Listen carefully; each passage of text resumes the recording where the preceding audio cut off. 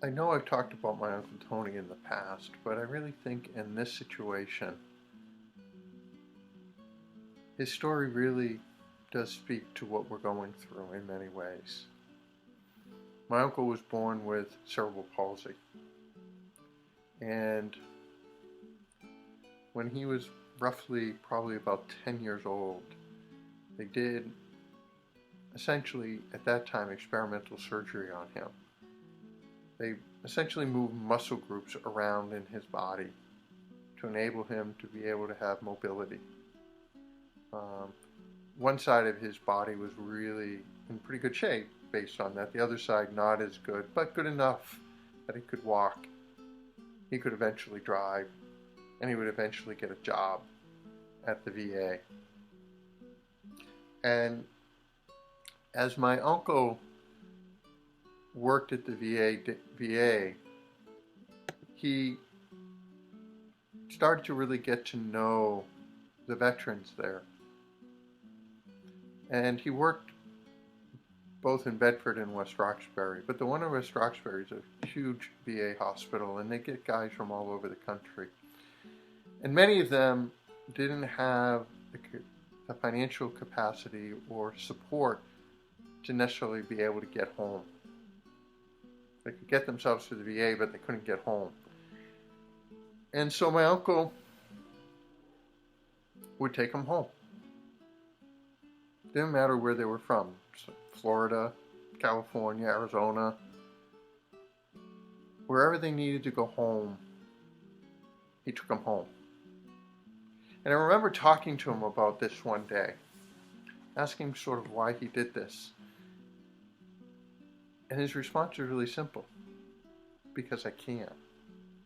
They need help, and there's no one else to help them. So I will.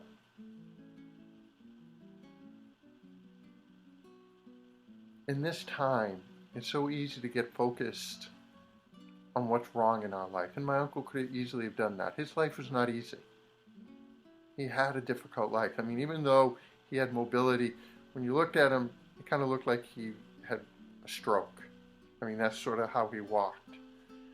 He would need help getting in and out of the house.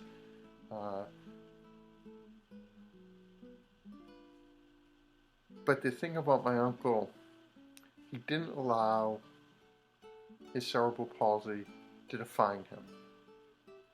Yes, it was a problem. It was an issue in his life.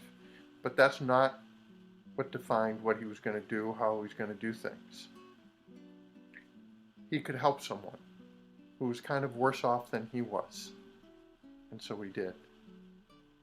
And this time, it's so easy to get focused on what's wrong, on what all the problems are, on what our fears are, on what we can't do,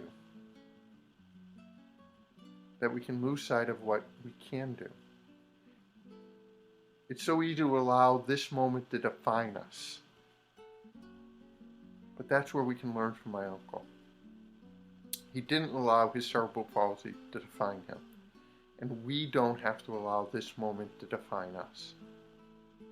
Rather, we can look to see what we can do for others who are in need. Look to see what we can do to help others through this moment. Maybe it's simply